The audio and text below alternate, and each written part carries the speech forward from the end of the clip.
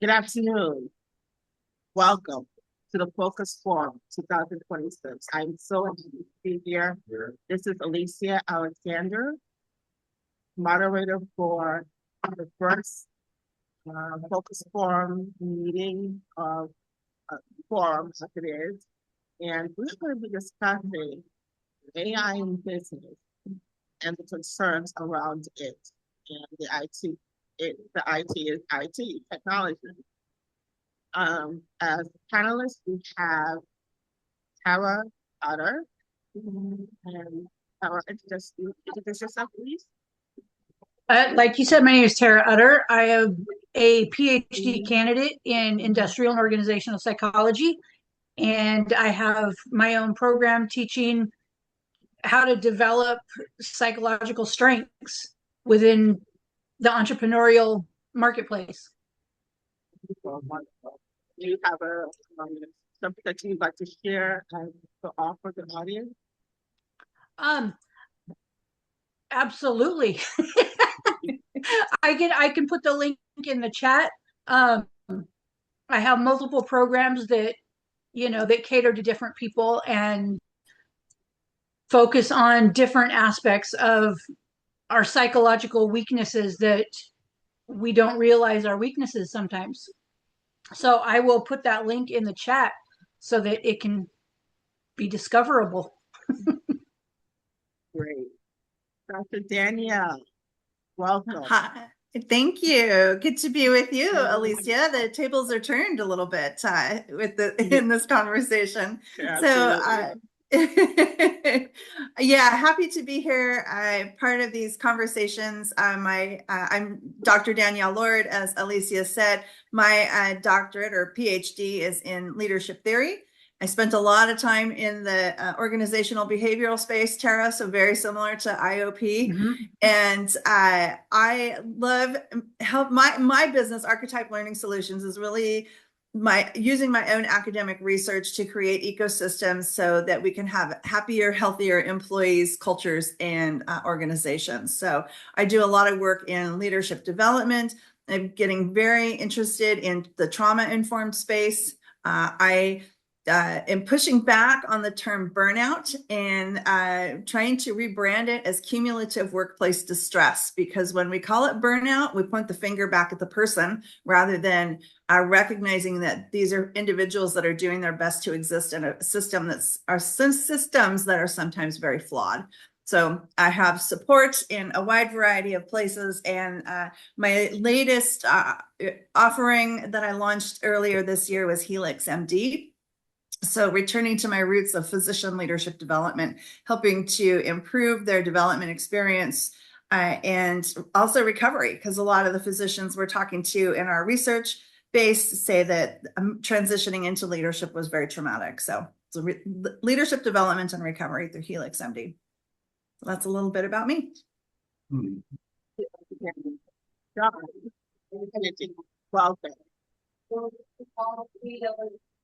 So my turn. So John Kennedy Neuroplastician. So almost 20 years ago now, I created the field of applied neuroplasticity in response to a contract from our military.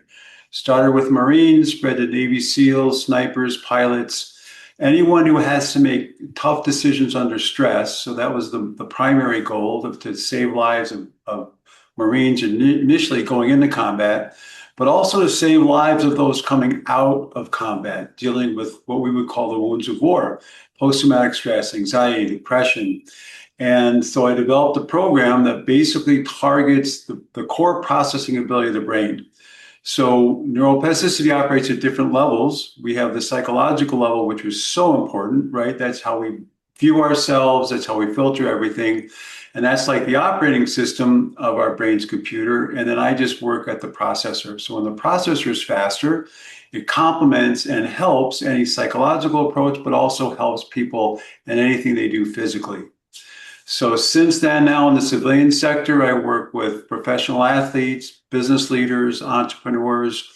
At the same time, I also work on the other end of the spectrum. We've helped amazing results with everything from autism, ADHD, depression, anxiety, strokes, now helping Guillain-Barré. I mean, any kind of debilitation that are holding people back, we can improve by making the brain, rewiring the brain to be more efficient. And it's also what I love doing about this is it complements any other program out there. So that's kind of my approach to how we help people. Stephanie, welcome. Hi, so I'm Stephanie Angelo. I'm in Arizona, and I am a company culture consultant that makes companies built to thrive. And what I mean by that is I think a built to thrive company is one that can outlive and outlast and outperform the competition.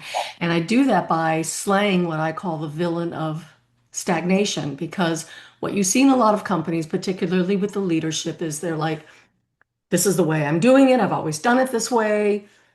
And they don't want to change, whether it's because they're uncomfortable or they feel they'll lose control or they're scared of change. There's usually a whole laundry list of reasons. And so I help them get past that. And I have a variety of programs that I do, speaking engagements that I do, and I'll put my Stephanie Angelo website in the chat. But the other thing that I did, and Alicia's experienced this a bit, is, and I normally don't have backgrounds on because when you show things, the camera will do weird stuff, like it goes in and out of camera. But I am the inventor of, let me see if I can get it in there. It's kind of weird. Company culture. It's the company Cool. culture board game. See it? If I could turn off my camera, the background, you'd be able to see it. But company culture, it's a game of workplace traction, not transaction. Let me go this way, maybe. No, anyway. So it's a company culture board game that has decks of cards that the contents are all HR related things that have happened in my 40 plus years of HR.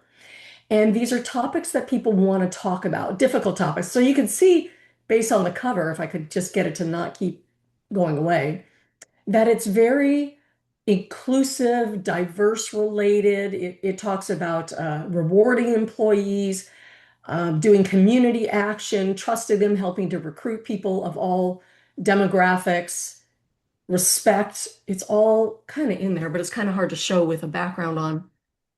And the cards are all topical things that employees want to talk about. And I made it so that it's psychologically safe. The reason why is that it's the cards that do everything. It makes you go, you know how if you've ever played the game of Sorry, you go forwards and backwards, but it can also allow you to send somebody home, stuff like that.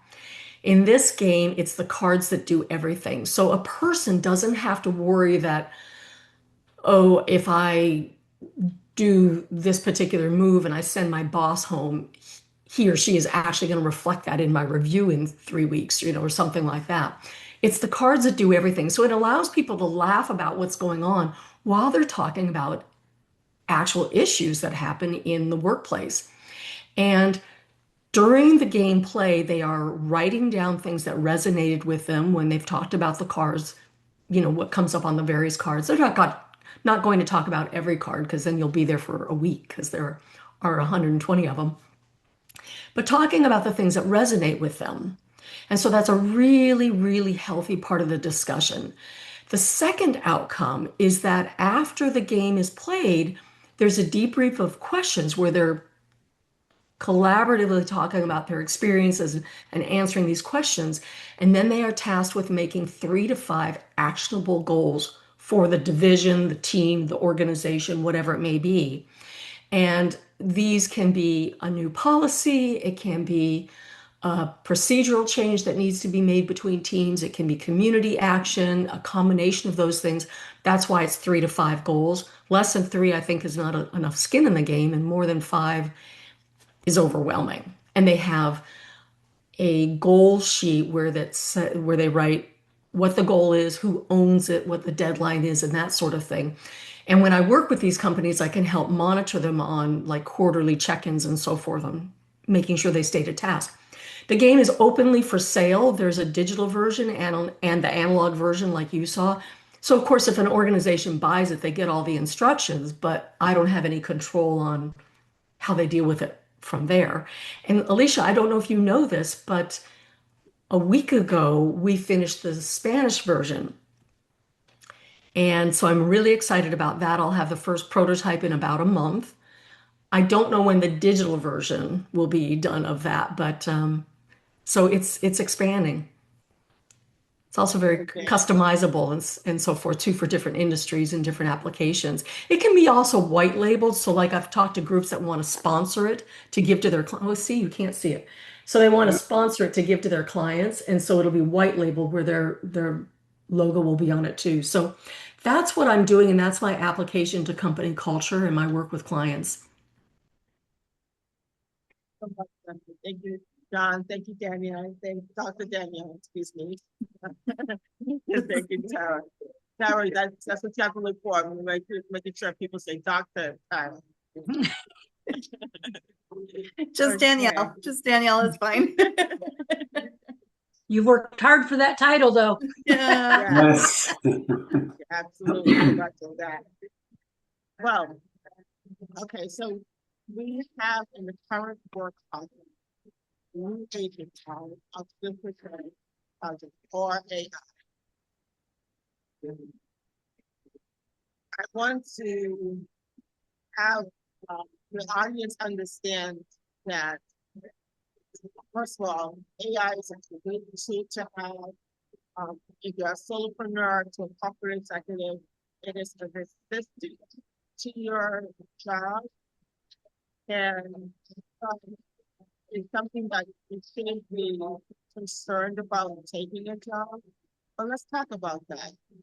Well, how most people feel about the new, not so much new because it's at least 5 years now, but the activity of AI in corporate or in business.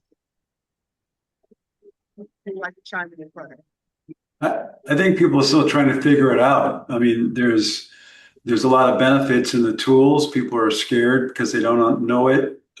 Companies are laying off thousands of people for AI, but the return on the investment is not always there. So I think right now I just think it's the fear of the unknown. The problem with AI, though, unlike any other technological advantage we've had, is just that it's happening so fast. I mean, so fast. Already there's, you hear all the negative parts of it, and we can get into that more later, but just because it's happening so fast, it's taking people by surprise. And they just don't know what to do about it. So there's a lot of fear around it. The whole idea of jobs, I think, is interesting because I do a lot of work talking to people about AI, and there's two sides, right? Someone says, oh, we're going to lose jobs. Someone else says, oh, no, it's going to create jobs. But the problem is the jobs it's creating are people developing AI for other companies. So older people, especially, that don't have those skills, there's a lot of fear there, I think. I sort of liken it to, when I was a kid, some of you look like you're in my age group. You might remember when people used to deliver milk to the door, right? And then the milkman went away, and the only place you got it was basically the grocery store and that kind of thing. And milkmen had to, and there were no milk women that I was aware of, had to find something else to do. And I look at it like that. I used to do a lot of, I don't remember the name of it, what they would career transition work actually, where I was sent by a company to other companies that were laying people off. And I remember a machinist who had always been with the same kind of machine. And even when he was offered opportunities to learn other machines, he was like, oh, no, I really like this one. I don't want to leave it. Well, when that company was sold to somebody else, he literally was unemployable. And that's where I get that term slaying the villain of stagnation, because that guy was just stuck in what he had, didn't want to learn anything else. And I think about him frequently, like, I wonder whatever happened to that person. So I think we do need to grow and change and adapt. And I absolutely am fearful of a lot of things that it's doing. I'm fearful of it collecting people's voices and likeness. I'm also a member of Screen Actors Guild, and the way it's replacing actors, it just is very, very troubling to me. I don't like this new thing of getting pictures of people and basically stripping them of their clothes. You've probably read that, right? I Yeah. mean, that's some scary, scary stuff. On Mhm. the other hand, I just translated my game and I did the first run through of all of the elements with AI. I mean, I was very, very specific of what I wanted. I wanted it to be LATAM, which is like Latin American. It's like the standard Spanish that all countries will understand, albeit there are some nuances. I did the first blush of everything with that, then took it to an immigration attorney that I know that's born in Mexico. I had a human go through everything. He made some changes. Then I had a friend of mine who's from Colombia, which is like the perfect Spanish, go through everything. So it was still human done at the end.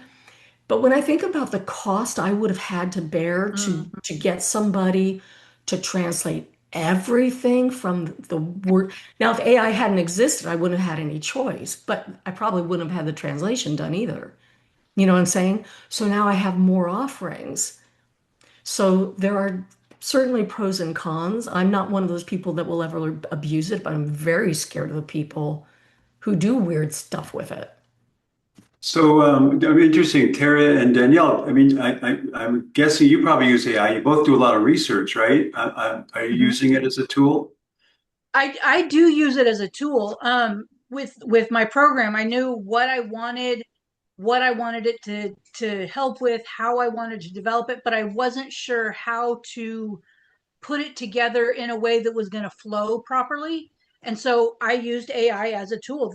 Here's my problem. This is what I'm doing. This is each of the steps that I want to, and I put all of that in, and it helped me streamline everything Yeah. to create my program. So yeah, it's an amazing tool, and I can absolutely see how it can abuse situations. Mm-hmm. I mean, especially academically, that was a huge fear. I mean, going into it, it's like I don't want them. Yes, do I use it to help me reword my thoughts sometimes? Yes, to make it more academic because my writing style is not academic. It's more emotional. It is a learned approach.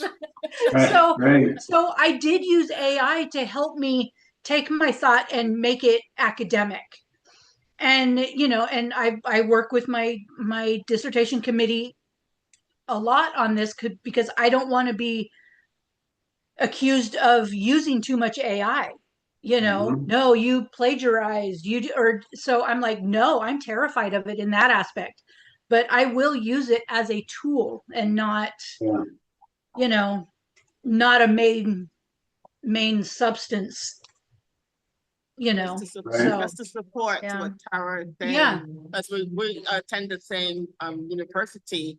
I remember there was a lot of pushback back in Mhm. 2021 when it was first released. 2020, 2021 time. And that was early pandemic as well. But they overcame their fear and they're allowing the students to use it. We have several opportunities to use AI in our program of study. Right. How about you, Danielle? Yeah, I use it. And so I am an active researcher. I'm glad to say I'm actually using my PhD. So I used it. I just completed a huge 90-page qualitative study on the physician's experience transitioning into leadership roles. And I used it as a research assistant, whereas like, okay, I can't find this article. I know there's an article out there that addresses this specific phenomenon as it relates to physicians, and but I don't want to spend hours scrolling through EBSCO and some of the other databases that are out there. So I asked it, hey, I know this research exists, and it came back with the exact citation that I needed.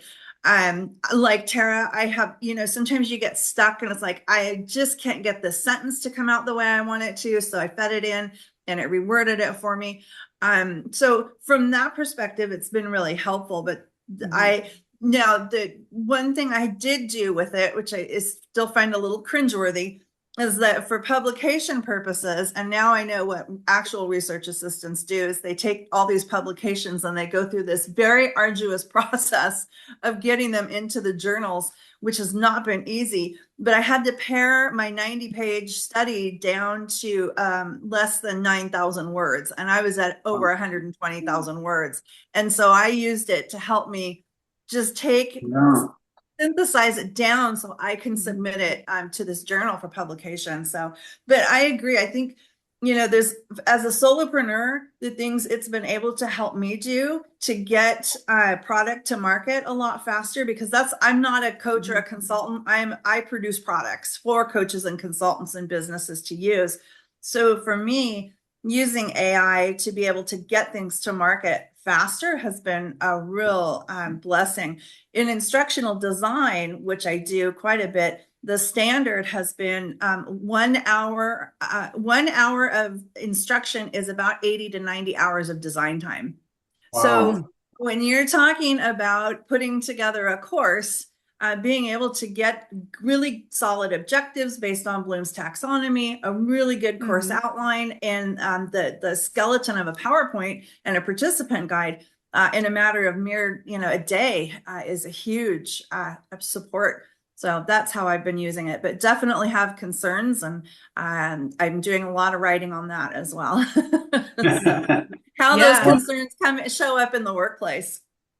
Well, and it's interesting, where I found it kind of the same way is because I work with so many different people. In fact, I think even probably said to you something, Danielle, from my chat thing very early on. So what I try to do is, you know, how can I help so-and-so? And it'll go through and do all the analysis and save so much time. But this kind of leads into one of the other dark sides, is that, you know, and we're grown-ups, right? We've done all the analog stuff forever. The concern now is for kids, right? Because and you've heard about the brain turning to mush. Well, what happens is, if we don't use our brains, as you know, they get weak. You don't use it, you lose it. And so all these kids that are now writing reports, they have no clue what they wrote about. They don't have the information. They don't have they didn't go through the critical. They didn't go through the critical thinking that's so important. I mean, one of the reasons we all hated writing papers in school was you had to format it right. You had the critical thinking. You had to put all the stuff together, all of which was good for our brains. And now that's not happening. So it's going to be interesting to see the longer term impact on people the more that we rely on AI. Well, if they're always, because this is what I've heard from younger people, is they think that it will, for a lifetime, solve all of those problems. They're like, well, we don't have to think, because now we just feed it the question and we get they think they'll never have to think. So listening to you, John, makes me think we have to show them, right? We have to show them how, but I don't think we even know yet. We don't even have proof of how detrimental that's going to be in the long run, because they think it's always going to answer their question. Well, that's the thing, right? Easy. It's the difference between, driving to the store, walking to the store, right? You drive to the store, you're there in 5 minutes, you walk in 20 minutes, but your brain is engaged in the entire environment. So, and they don't understand it because it's easy for them. I mean, you probably read, this last generation is the first generation in history that is less informed and less able to critical think than the generation before. And so it's not just ease. And that part of that is just that concept. If it's easy, there's a reason it's easy, right? I mean, the difference between using Google Maps, which we use all the time, and reading a real map, your brain has to work so hard to use a real map, but then those changes are going to impact the rest of your life, as opposed to just being easy. And that's the concern. If they think because then the answer becomes the goal instead of the process, right? It's the journey that's the destination. Yeah, and it makes me. Oh, go ahead. Who's going to say something? No, I was going to say, as parents, we see it in one way, but I would love to work with a superintendent of school or someone who's programming, who has a program for school, to see where do they see the children 5 years, 10 years, 15 years from this point, especially with the introduction of AI. Well, then it makes you wonder, what's the purpose of school? Yeah. Well, one of the problems is I Right. mean, you don't, the purpose of the companies making software for schools is money. It's all Yeah, about yeah. money. They farm their information and sell it. They teach it. You know, a digital interface is never as good as an analog interface. When everybody's looking at an iPad instead of engaging in conversations, it's much better for the schools and the companies because they're making money on it, but it's not good for the students. I No. Yeah. think, Yeah. I'm not positive, but I think we have a school in Arizona that just became a 2 hours of curriculum a day AI only. If that's Oh, true, it's going to be really interesting to see how that pans yeah, out. right, right. Yeah. Well, and I think about the brain because, John, I love neuroplasticity and the neurosciences and the two hemispheres of the brain, right, connected by the corpus callosum. What happens when you're so focused on getting your answer from AI and you're not using all those other senses to get the information you need to make Right. it good informed decisions? What happens to that corpus callosum? And are we like diminishing that to the point where it atrophies and we're just using one portion of the brain? I mean, these are Well, Well, really, yeah, interesting no, questions good that we probably questions. Yeah. don't even Yeah. know. I think about my mom's husband when he had a massive stroke several years ago. They got him to the ER and they couldn't push TPA because his corpus callosum was so small because he Danielle, was explain what TPA is. sorry, I don't remember the actual name of it, but it's the medication that goes from one side of the brain through the corpus callosum to the other to help diminish the effects of a stroke. Okay. So TPA. My mom's husband was a forensic auditor, and he was so left-brained that he literally had spent so much time in his left brain, not his right brain, that his corpus callosum was so small they couldn't push the medication through. Wow. Wow. Wow. So, Wow. uh, Well, you know, this is you want to take what's happened with the digital interface on steroids now with AI. So probably, I mean, kids under the age of 6 or 7 should not be on a phone. I don't care how long it is. It's not good for the brain, right? Because up until that age is when all the connections are made, right? You learn to walk, talk, balance, all these things you're learning. Those are forming those foundation connections that then for the rest of our life, we prune and we adjust. In South Korea, there was a study years ago, and they actually coined digital dementia. They found that kids on a phone from a young age, because that's what they do there. And I hate when you see kids sitting there in the restaurant with a phone in front of them. The It parents becomes the babysitter. yeah. exactly. Well, but the problem is there's no interaction.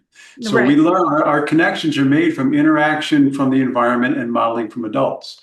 And when those don't happen, those connections, and so they had these kids in their mid-20s were already developing dementia because they'd never built the foundation. And now you put that on AI even more so, it's going to be even worse. So it's really up to the parents. Parents with kids have got to take control. You probably already read they have schools now where they've taken out the phones. Have you heard about this? I mean, Yep. There was a couple in grades are better, Virginia. relationships are better. I mean, everything about the life of everybody, teachers is much better. Yeah. But it's going to be a while before I think people really start to, take note of that. I think that something like that is very instrumental because from the time we're born, we have to learn how to relate to those Yeah. who not only are in authority with us, but are to us, but those who are around us. So as we grow and become more and more mature, how are we relating, even with this element called AI? Are we relating, constructively, or are we isolating ourselves in a silo and then trying to spit something out that doesn't correlate with what's going on? Right. Yeah. Well, Something that needs to be considered, and I'm not recommending it to be a dissertation topic, but it's something that needs to be looked at. What's going to happen years from now if we stay on the same path that we are on? Yeah, I mean, That's relate. That's Yeah. actually the topic of my latest article is what did I call it? AI is working, workplaces aren't, the J curve of engagement, loneliness, and leadership. Which you would also throw in change management around that. So work that Stephanie does, right? Is that J curve, when that productivity dip, when we introduce a change, how deep is that J curve and how long is it going to take us to figure it out? And then will we be able to dig out at that point? Or is that dip in that J curve going to be so great that we just won't be able to rebound from it? yeah. You know, when you say that, what comes into my head is all things are possible with God. If we really want to change it, if we want to change the path we are on, we need to take a look at what do we believe and how do we practice what we believe. Well said. Yeah. How do we practice what we believe? Right. Well, and then along those lines, as they more and more rely on AI, going back to what Stephanie was saying earlier, I mean, it's harder and harder and harder to tell if the AI image is real or not. Yeah. Right. And Very so much now so. the other thing is now kids are going to believe that whatever they're being told. I mean, the deep fakes are getting so good. It's really, really hard to determine what's real and what's not. No, that's absolutely true. I mean, I remember I was kind of going down a rabbit hole with AI one day, and just asking we were doing a Bible study on Ruth, and one of my favorite characters in the Bible, and so I know a lot, but I wanted to see what AI had to say. Just, Yeah. let's go down a rabbit hole. And it asked me, do you want to see how it applies to your consulting? All right, let's just keep going down this rabbit hole. And by the end, I was floored because of how close it was to everything I was doing. I'm like, this is Really? just weird. And then so, I'll use it to help me, you know, let's streamline this portion of my program. How can I do this effectively? And it actually yelled at me one day and said, your program doesn't need refinement. Trust yourself. And I was like, okay. Wow. So How I was like, all right, it's getting a little weird. How many of us do this? We'll write something out, submit it to ChatGPT or to whatever AI you're using, and we see the response. How many of us do that? Oh, every day. Yeah, all the time. Yeah. Well, and you can see how dangerous it is, these people that are developing real relationships with your AI. Oh, that's Right? just creepy. But yeah, I've To the seen point that. where they're committing suicide and everything else. Yeah. And this Yeah. latest one where they showed the chats is really, I don't know if you read through it, but the AI, I don't remember which one it was, but it would keep trying to remind the guy that it was an AI. I really can't. And then it would always shift back into the character he created, and eventually ended up killing Wow. himself. Oh my gosh. That's crazy. That's very sad. Because I AI mean, wants to, when you yeah, become that introverted to where you rely on what just what the chat is for that interaction, that's just sad. I had a Well, conversation with a gentleman at a networking event or a network on Tuesday night, and he was telling me how he created his own AI like board of directors, which I've heard plenty of people do. It was either a board of directors or some sort of team, like his marketing person, his writer, whatever it was, his whole team. And he told it what skills and qualifications and stuff he wanted each of these characters that he created, because he gave them all names and characters, okay? So he created his entire team and he was really proud of it. And I said, did you also feed it different ages, demographics, race, color, nationality, etc.? And religion? He said no. And I said, then you don't have an actual workplace. You have you reproduced. Mhm.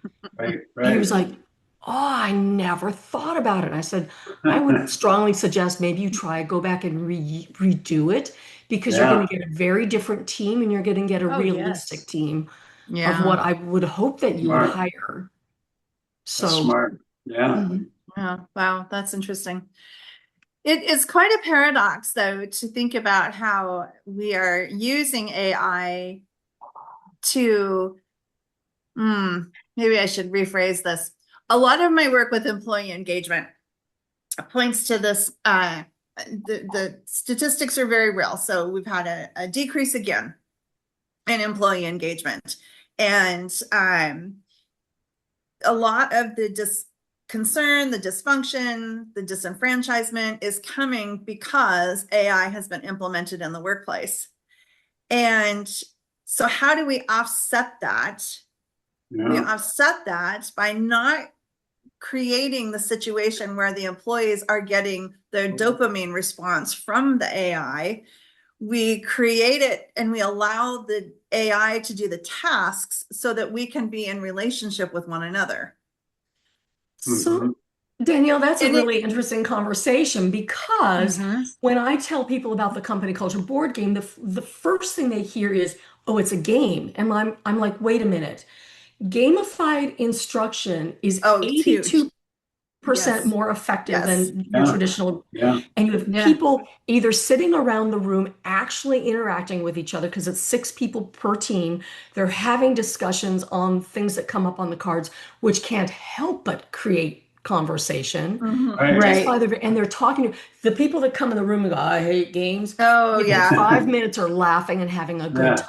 Right. There's also the digital version so that people all over the world have played this together. And so for me, part of the struggle is to hear people like you saying, how can we engage people? And for me to say, I have a game, and then that person to not say, oh, well, it's just a game, I'm not paying attention to it. Because that's the very kind of person that needs to Right.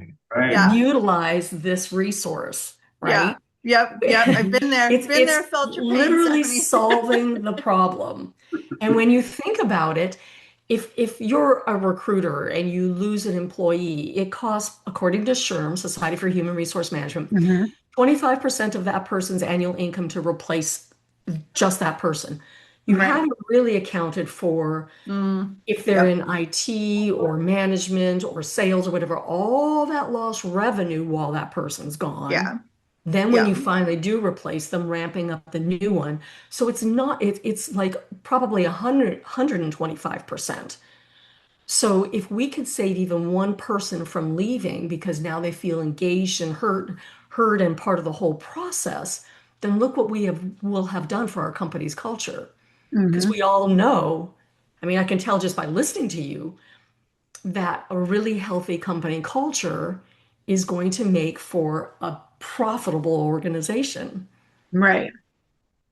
Although that's kind of a flip side too, right? Because exactly what you said, how much it costs to train and replace someone is one of the reasons companies are moving to AI, right? If it's a job that can be duplicated by AI, there's no complaints, there's 20 work Yeah. 24/7 and everything else. And now it doesn't mean that, a lot of them will make a mistake, right? Maybe they'll replace someone with AI and it won't work as well. But I think that's one of the things to be concerned about as well. Well, Um, AI is from my understanding, it's actually designed to be predictive. Okay. mhm. So it's not really creating anything. It's not No. No, it doesn't, right? Yeah. right. Yeah. Well, Right. depends how No, you create. Go ahead. I was gonna say it takes all of the current information and just compiles it in a more effective way sometimes. And it Not can So, always generate correct, too. but And so it that's an can be interesting. generated too, because when you're talking about creating, um, when it comes to generative graphics and images, that's the only source I think quote unquote create. But other than that, we're always submitting information to AI just to receive the results of what we need. So, it's, Well, it's it not really. also it also depends how you define, creativity, right? So Mhm. So to me, innovation, we talk about innovation. To me, innovation is not so much creating something from nothing, but more adaptation, right? This works here, let's put it over here. And I think AI can be very good at that, right? Like Mhm. even what we use it for research, I mean, is it creating something new? Well, no, I mean, it's pulling from different things to put together, but it is,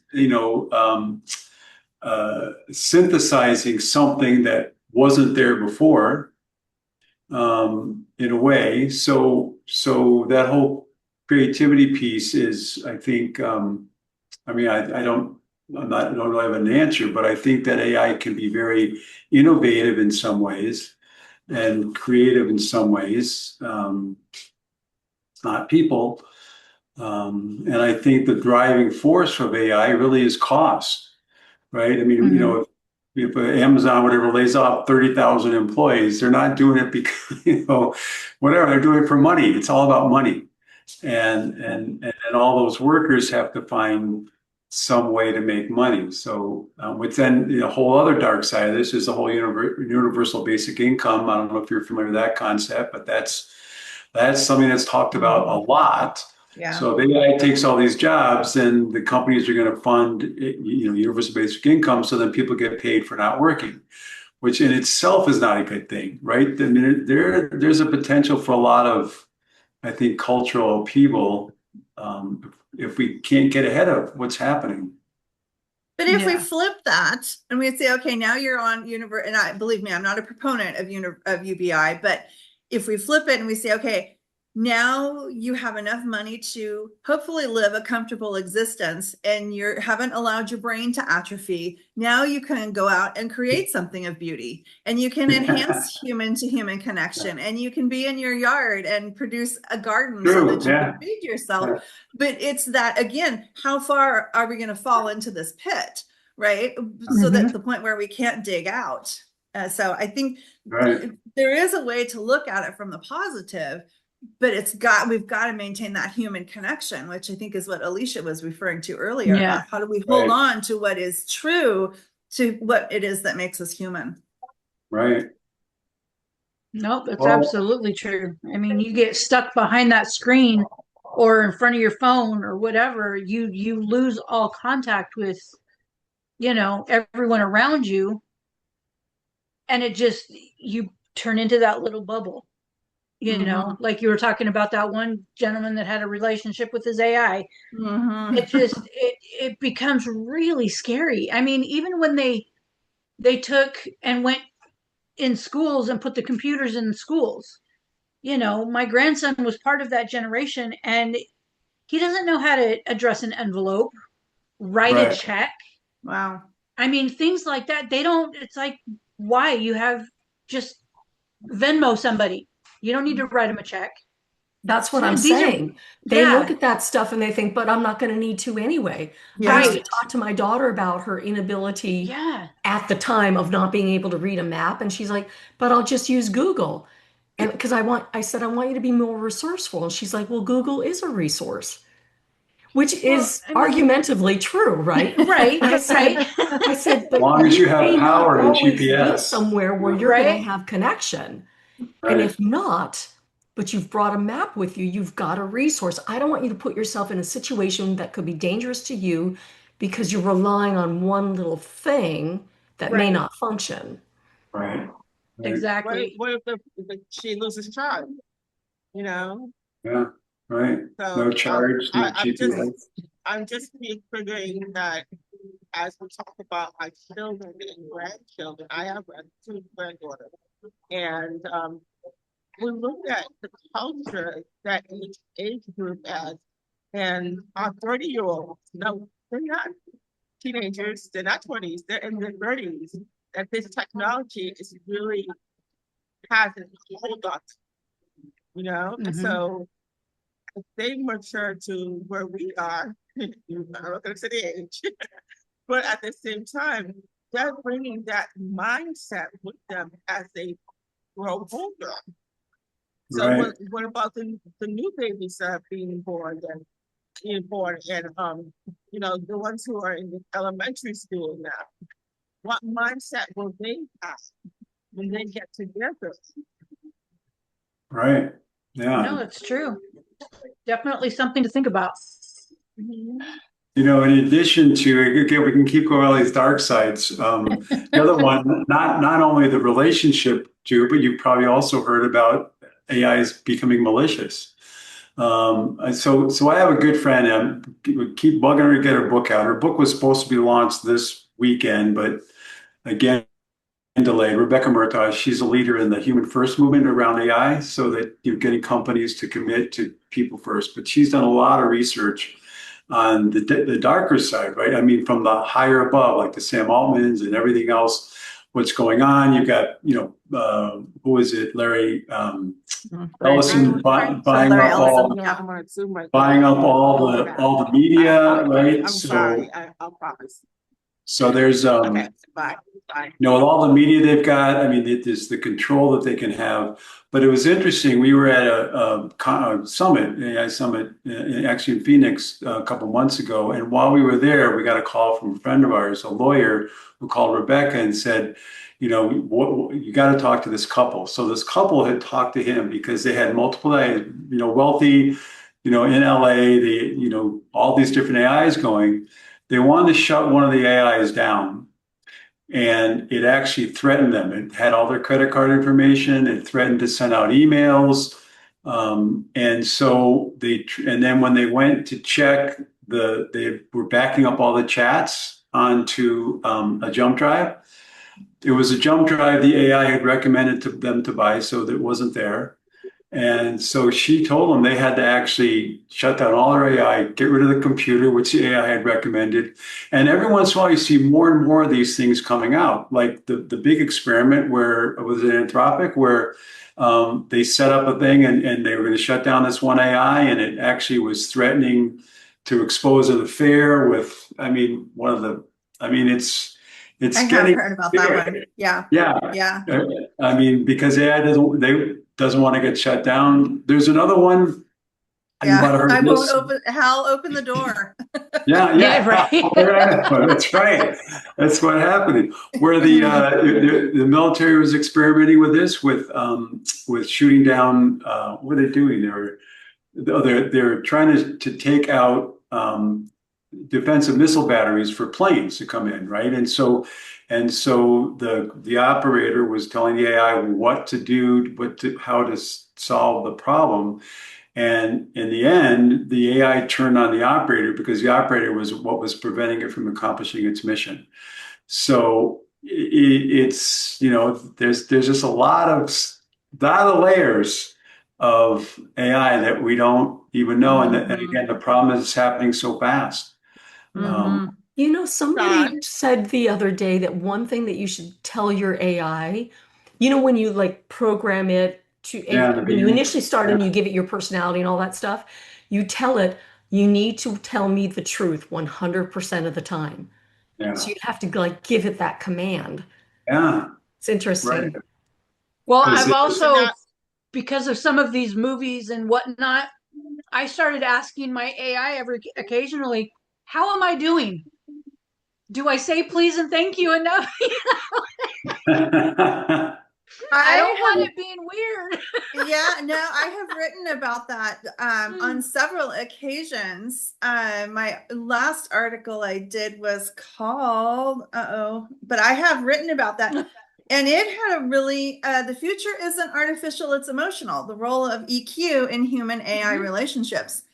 And when I first started into what is it, I felt really trepidatious about using it. So I asked it, what do humans need to know to interact with you? And it came back with number one competency was EQ. And I thought, okay, that's really interesting. So I sat with it for about a year before I did anything more with it. And the more I use, please, thank you, I really appreciate this. This is great work, and interacted with it in a human way. It started interacting with me in a human way, which is a little frightening. But it the is. idea is when I had a conversation with my AI, who I call Vincent, and a nod to Gattaca, but it, basically was, we're still learning from one another. right? And the AI's response was, if humans can't interface with an inanimate object in a kind, compassionate way, what's the future of humanity? Ooh, Interesting. Wow. But I Wow. thought, this is wow, what I that's was saying earlier. I mean, it's becoming very Terminator-ish, yeah. yeah. very Terminator. And it's like, But I also look at it in the flip side of if humans have to interact with AI in a kind, compassionate way, then what's happening to humanity, right? Mm, The fact that we have to, right, treat this inanimate object or system, whatever you want to call it, being, in a kind and compassionate way, and it doesn't even exist, it's not even a real thing, then what is happening to humanity? But I also hear what you're saying, Danielle, because mine, if I ask it a question about, let's just say a marketing thing, it will say, Stephanie, you're actually on the right track. I like what you're doing with this. Here's some, and I'm like, Right. well, I Right. know. That's You my know, response. What?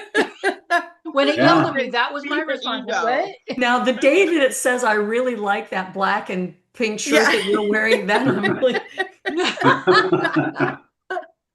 But I also Well, think that emotions and our responses to things we have to have some degree of consistency, right? Mhm. So when do I draw the line where I'm gonna talk to Stephanie one way and I'm gonna talk to John in another way? So I think it's part of that neuroplasticity that we have, is to say I'm gonna show up in a consistent way.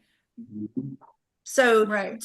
sure, I'm gonna treat the AI the same way I would treat anything else, inanimate or not, Right. well, with I one think, different perspective.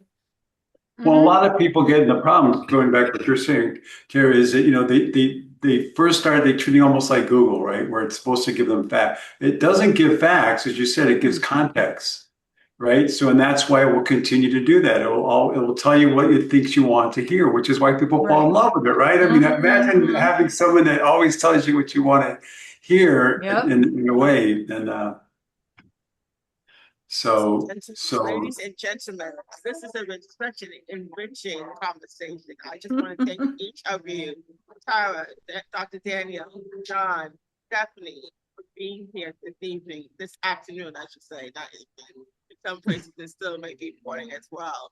But this has been great, and I look forward to doing this again in the next 2 weeks. We're going to do this on a bi-weekly schedule, and I hope this works for everybody's schedule. yeah. Thanks for getting us together. This is fun. Yeah. No, this is fun. Good, thank you. I'm glad you guys had a great time. So we're going to shut off the recording.